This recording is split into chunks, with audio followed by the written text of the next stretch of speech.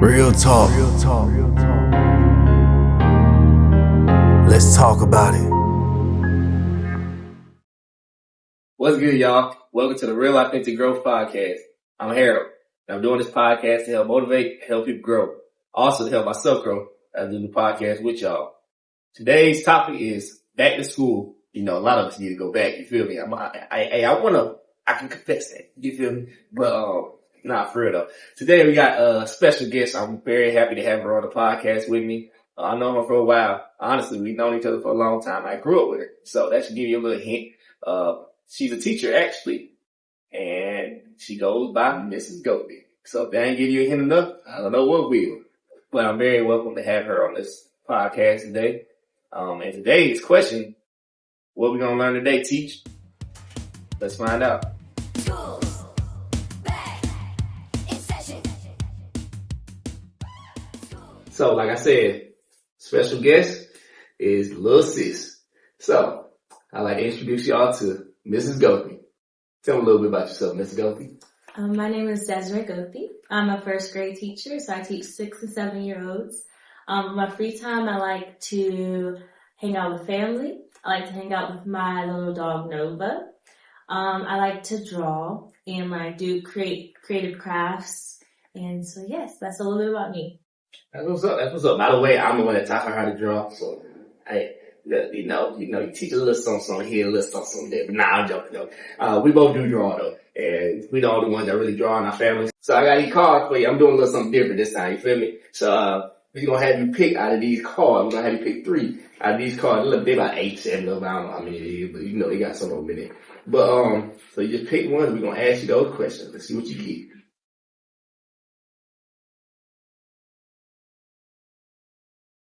All right. Say these bad boys for later.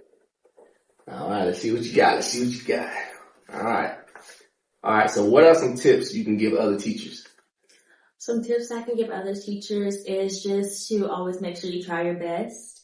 Your best is the best you can do it.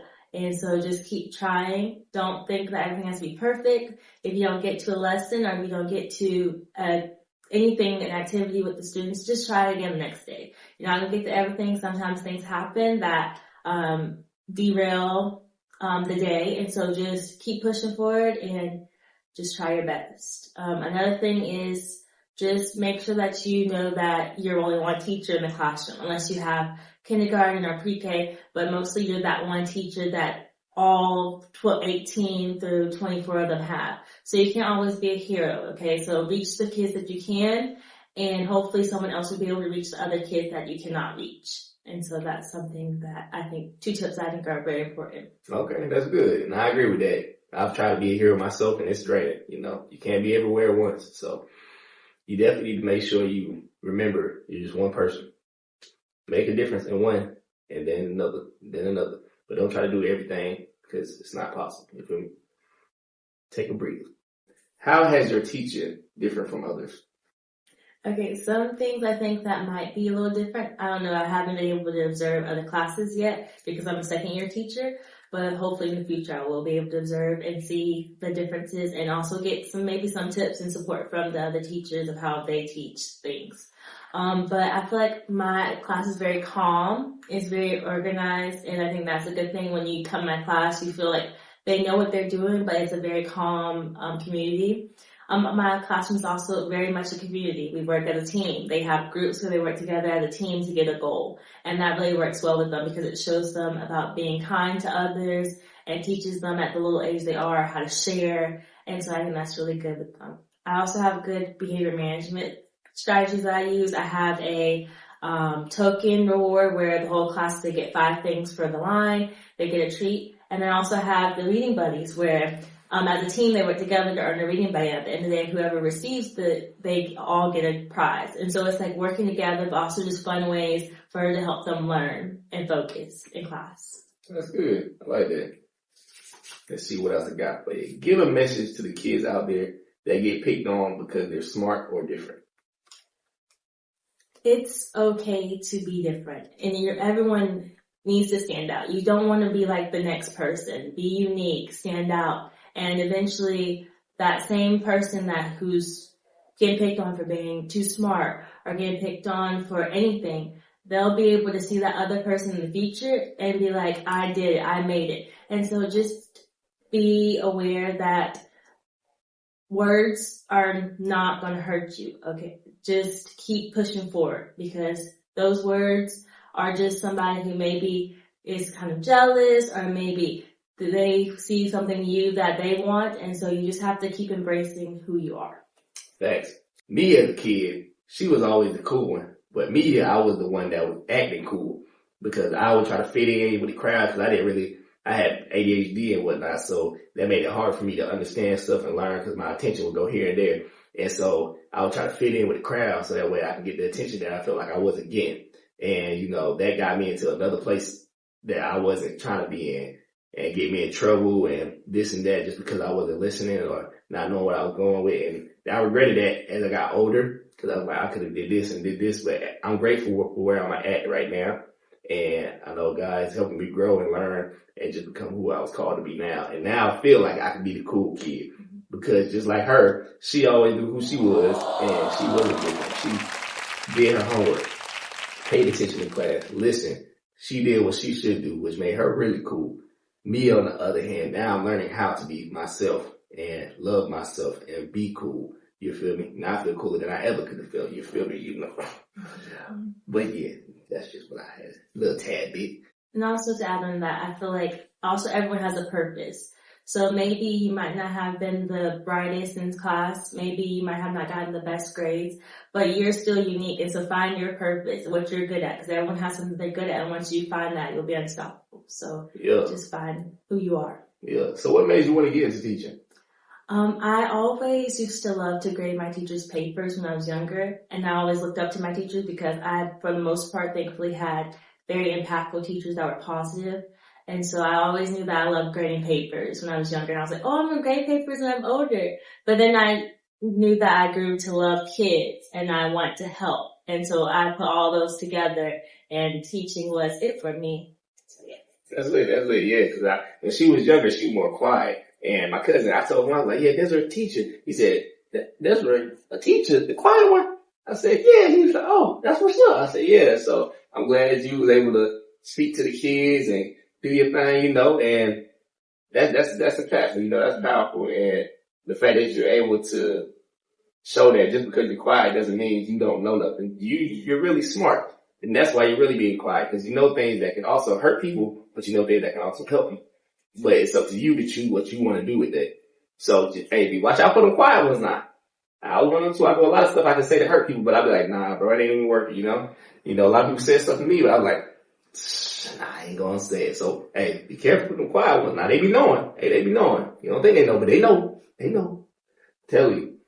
But yeah, so who inspired you? Like, who inspires you? Like, they don't even have to be a teacher. Who inspires you? So I feel like the first thing that comes to my mind is my parents.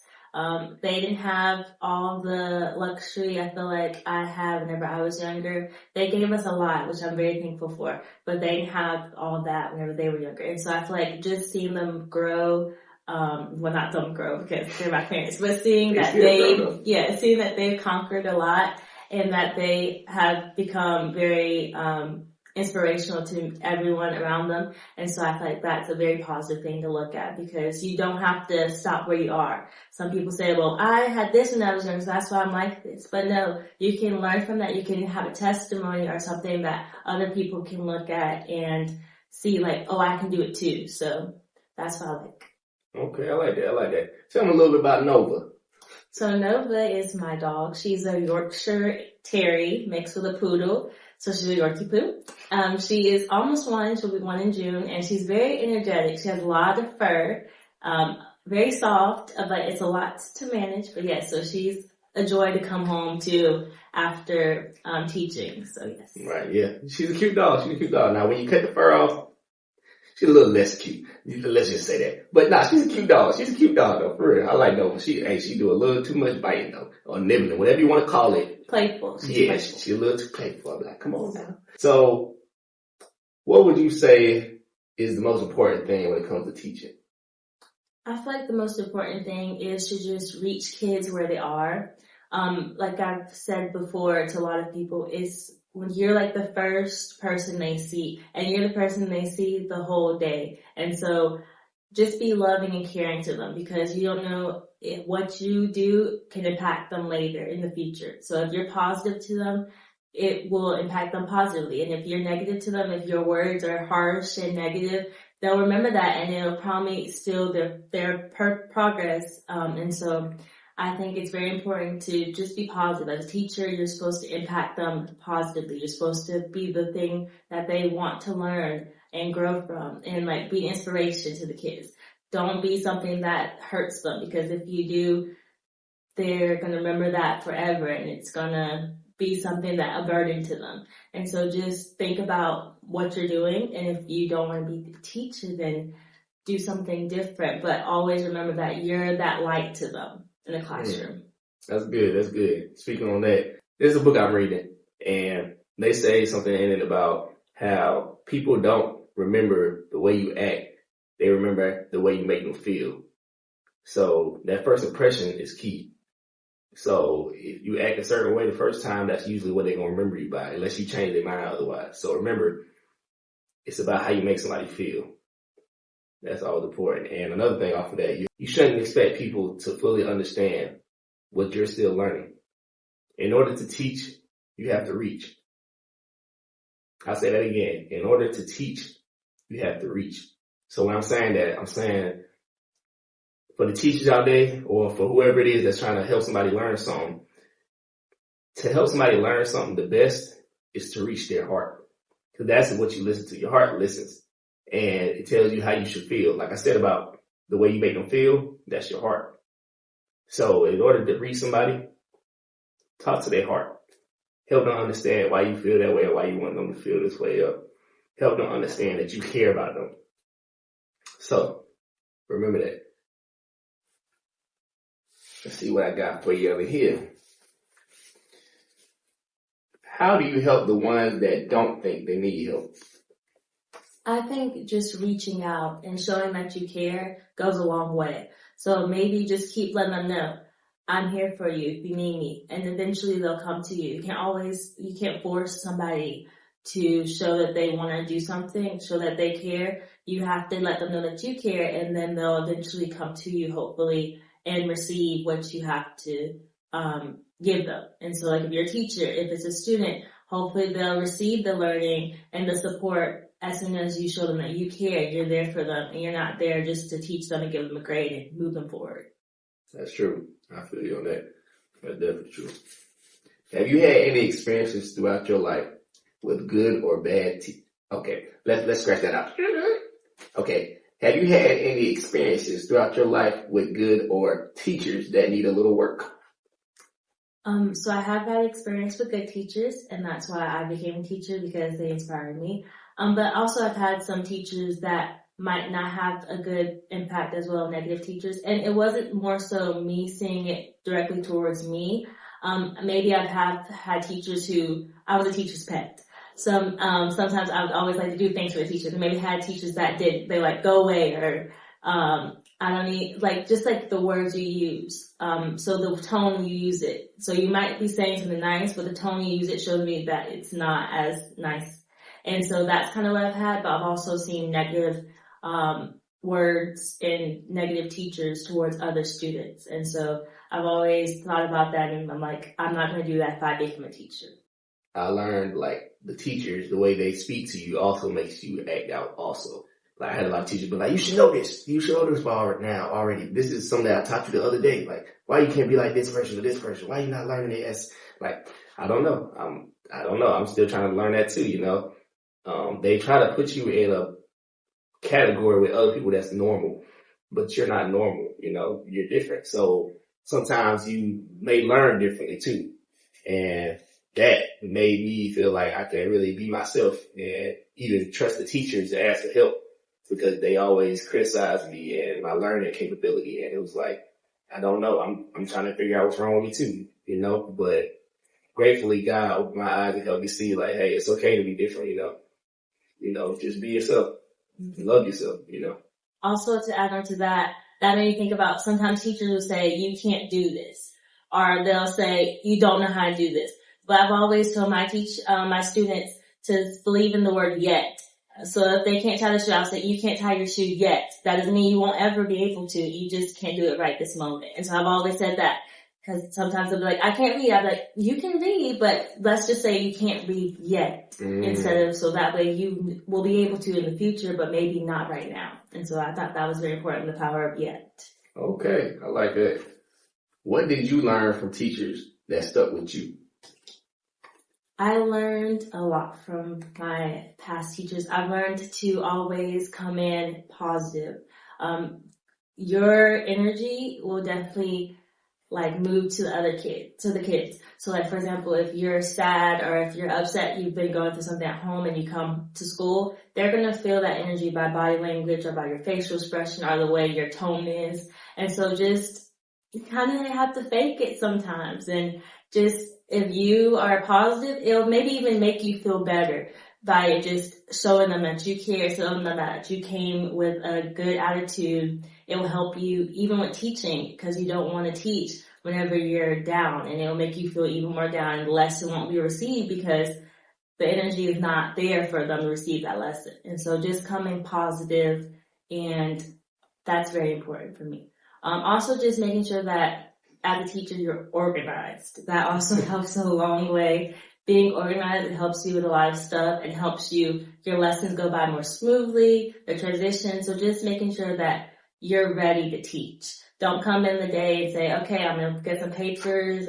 Have your lessons ready, because that way you're impacting the students positive and no time is wasted in your lessons. And so that's very important.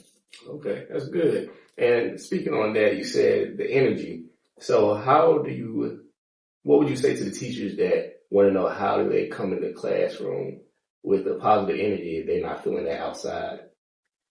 I think it's important to just talk to other teachers, get support, but also just think about your kids. Think about the kids who love you and they want you to be good, because they definitely will know. 6 to 7 year old, they're like, what's wrong? And so you got to let them know that nothing's wrong. You're fine. You're able to make it through the day, and give them a good teaching day. And because what you do, the kids will receive, and vice versa.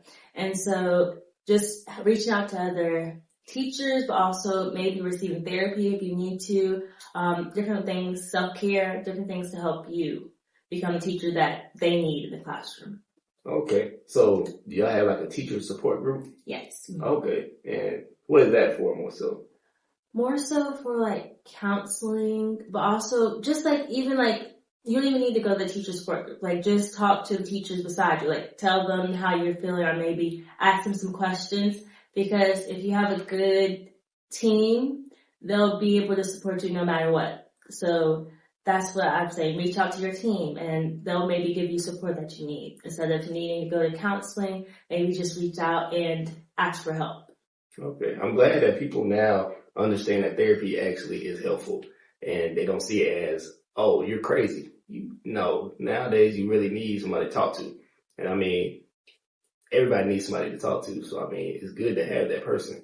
So with that being said, always try to find that person you can talk to.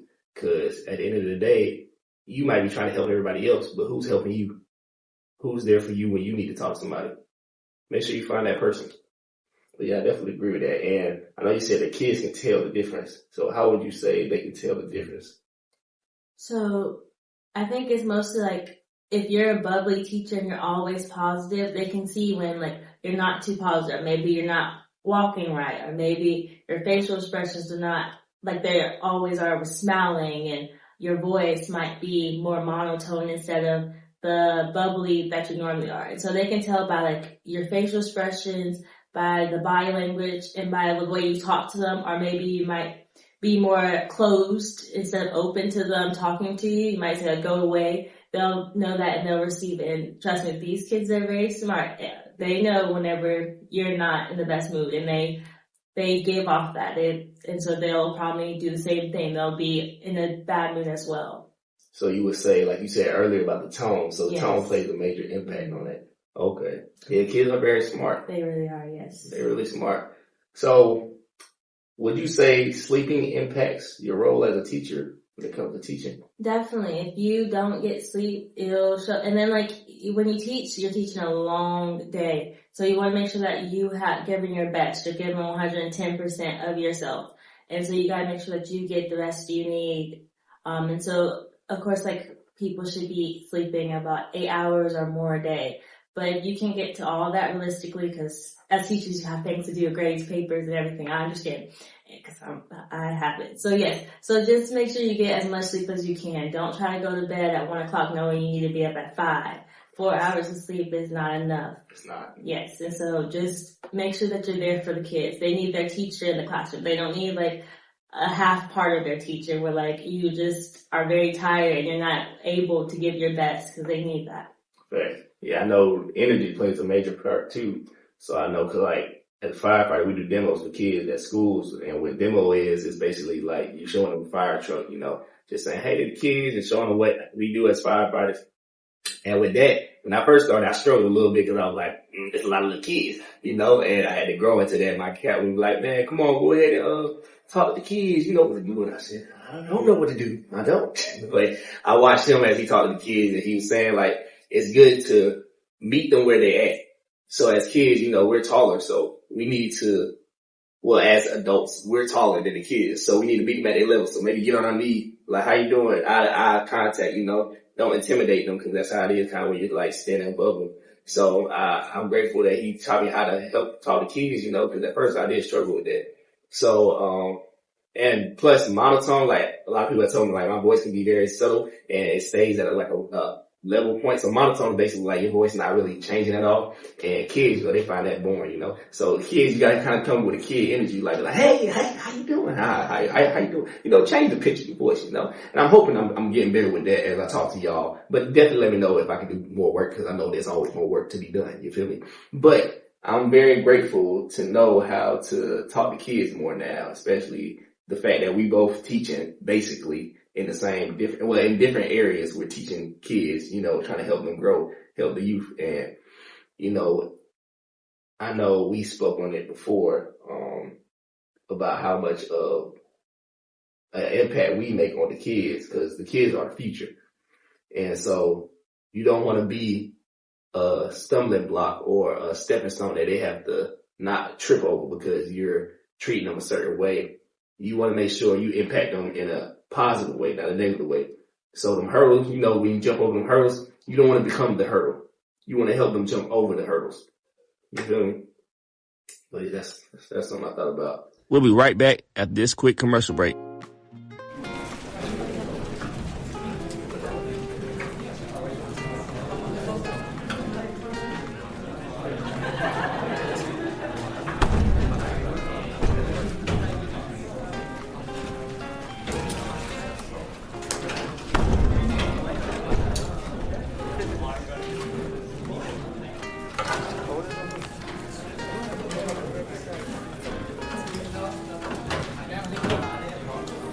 As a teacher, this is something you should never do.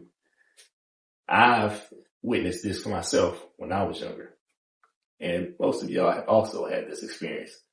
If you've been a kid that had trouble learning or acted out because you wanted attention, this is something that all teachers should know.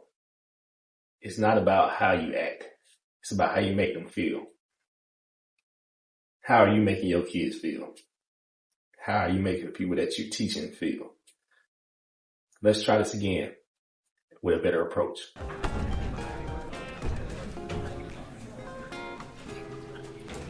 What's going on?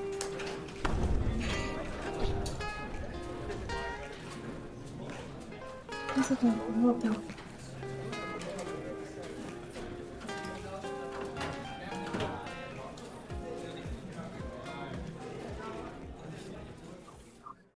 Here's a powerful quote that I have kept with me, and so I want to share with you.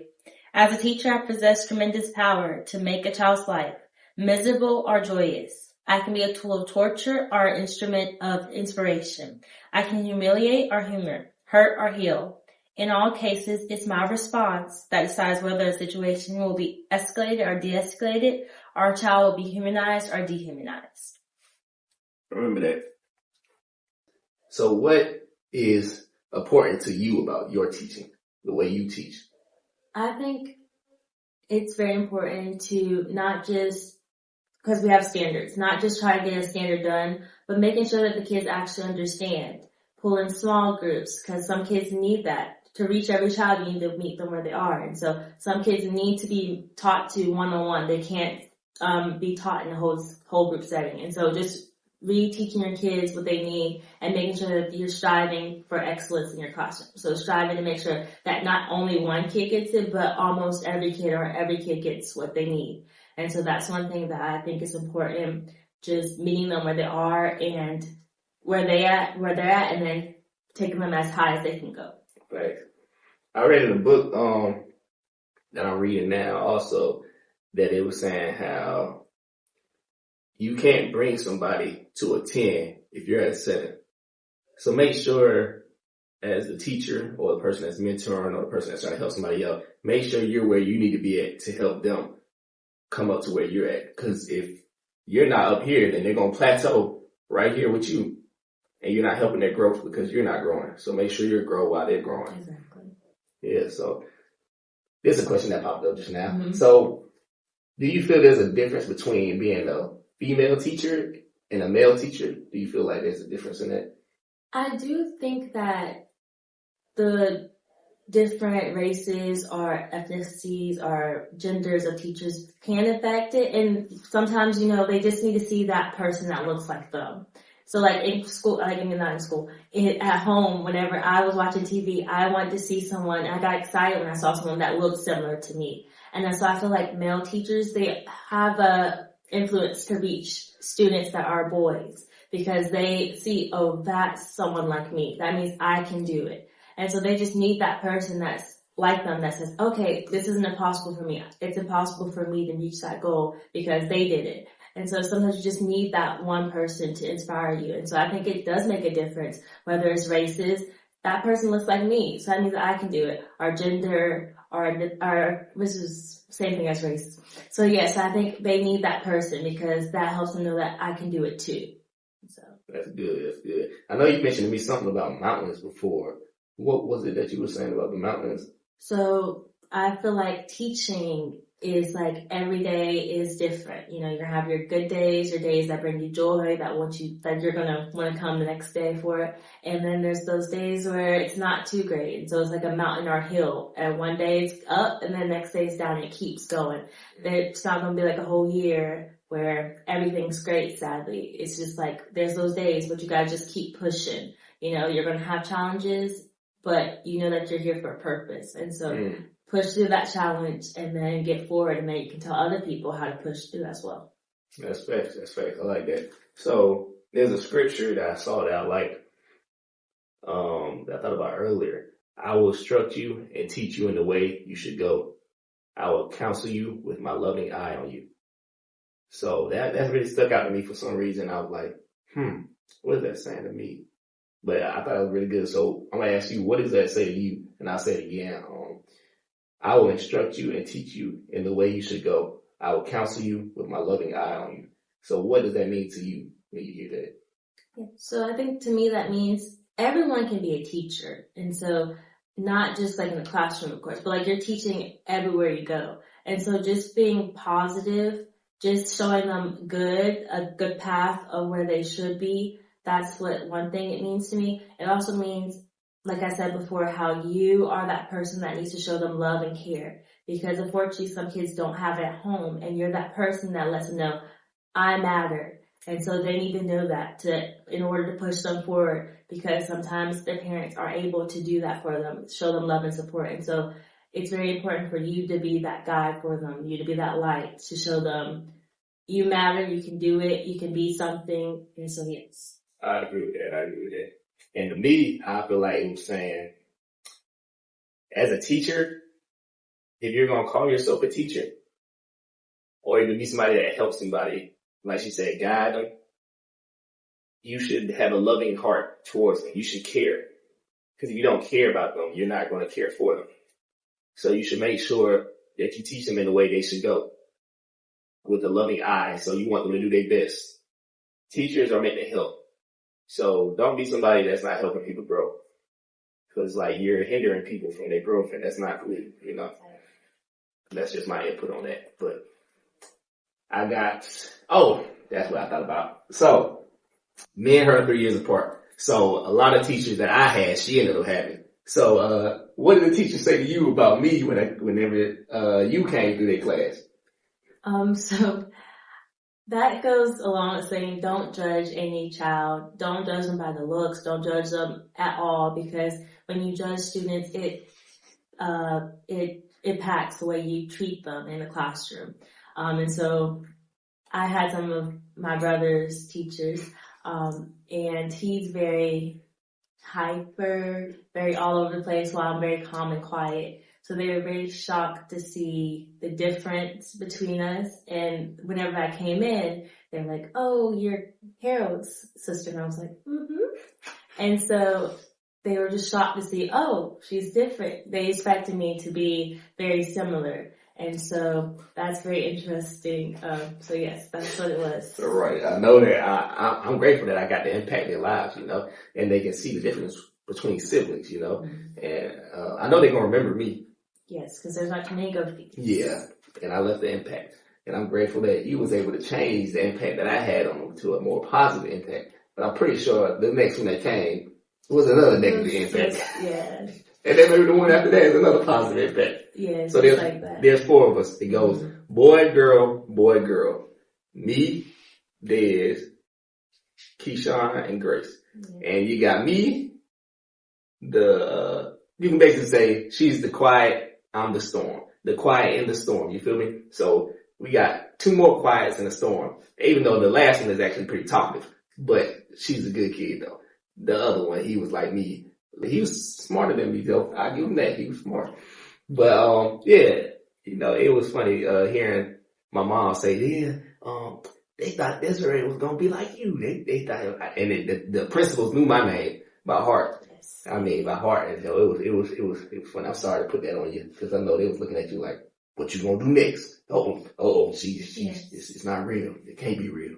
But yeah, man. So I got a little fun one for you now. I like to call this the lightning round. You ready? You get 10 seconds each card. Pizza or chicken tenders? Chicken tenders. Favorite subject? For me, when I was growing up, it was writing because I love to write. But for my kids, teaching them is reading. Okay. And why is it reading?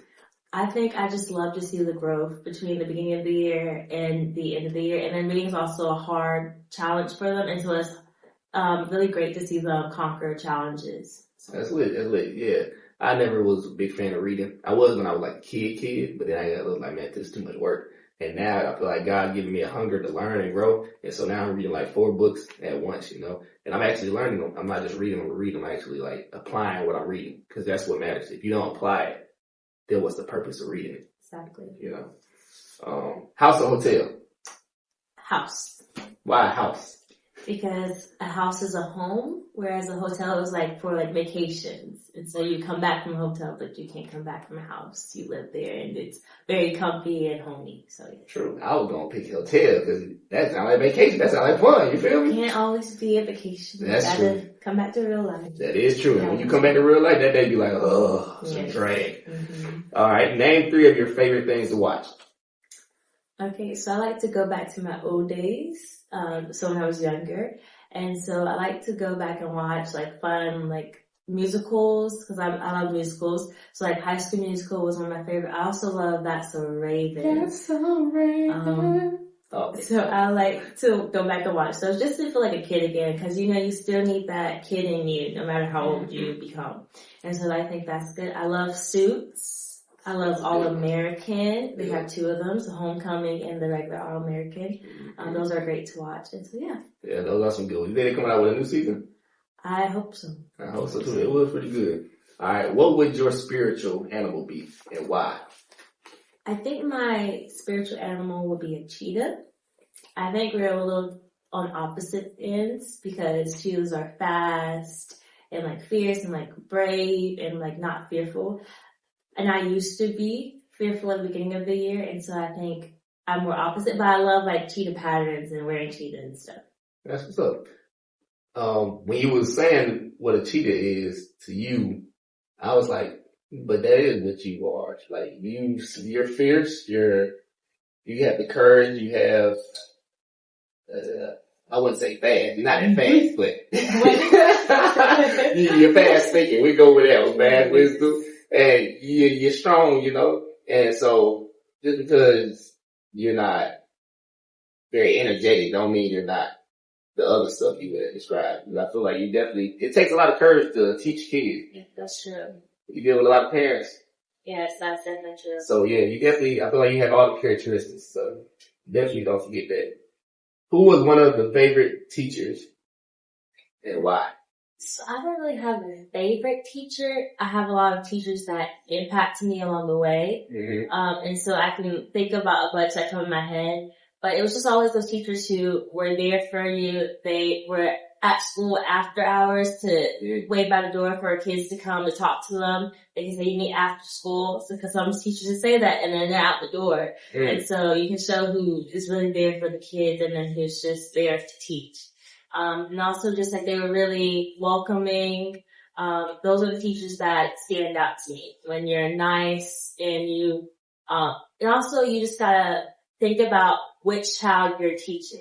So you're going to teach one child a little bit different than the other just because one's personality, they might not like you being like firm.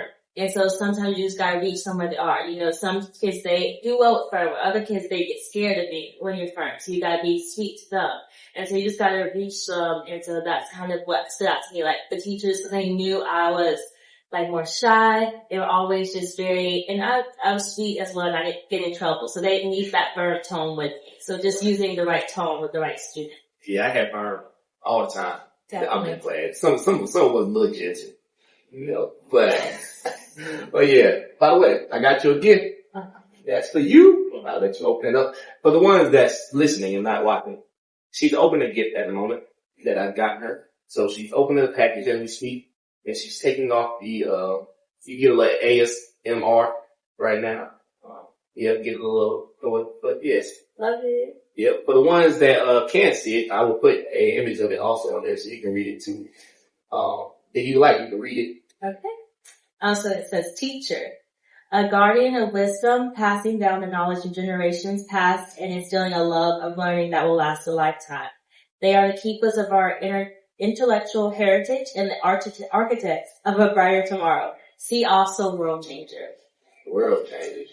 I like that. I like the way they describe it. Yes, I love that. So, just so y'all know, if you're teaching somebody, you're a world changer. Yes. If you're helping somebody, you're a world changer. If you're teaching them the wrong thing, you're changing the world, but not for the positive. Exactly. So just remember, what is your goal? What is your goal to talk to them? Like, what are you trying to get out of it? Are you trying to help them or are you trying to hurt them? Be mindful of that when you talk to people. Always think before you speak. Okay. Always. So yeah, so to all you world changers out there, keep doing great things, man. And I want to say happy appreciation week to the teachers out there and to let you know you're a world changer. Keep doing great things. Don't let the future down. Be great. And if you're already doing that, hey, pat on the back, man. Pat on the back. Keep doing great things, man. Shout out to y'all. I thank you for coming on. It was a joy having you on here. Can't wait to see the kids that you end up raising to be great. You feel me? I would say that. I appreciate you. I like that is raising, but all right. See? Okay. I'm grateful to have you on the podcast today. I really appreciate you allowing us to do it in your classroom and got all our friends behind us. And, we got the Simba, the rainbow, and, we got all the other stuff that comes with it. And, I'm just grateful for you allowing us to have this great scenery. You feel me? I look forward to seeing the great things you do. Keep doing great things. Keep going forward. Keep being a world changer. Proud of you. Thank you. All right. And to all you other people out there, I got a challenge for you. You know you can't leave me without a challenge. I always got something for you. By the way, when I give y'all these challenges, I'm also doing it myself. All right? Remember that. So, I want you to write 3 things that you can teach somebody this year. And after you write those down, I want you to apply it. And after you apply it, I want you to tell me or write it down or comment. How did you feel after you did it? I'm hoping everybody said good. If not, then you must have did it wrong. But, I want you to really think about that and apply it and come back to me and let me know. Give me some feedback on what it is that you got out of it. And I hope what you say or what you do inspires others to be great. I appreciate y'all tuning in to the Real Authentic Growth Podcast. Make sure you like, comment, subscribe, and share to others that you feel need to hear this, because we're all working on being our best selves. I pray y'all have a blessed week. And remember, don't make excuses. Work through it. With that being said, hey, we out. Real talk.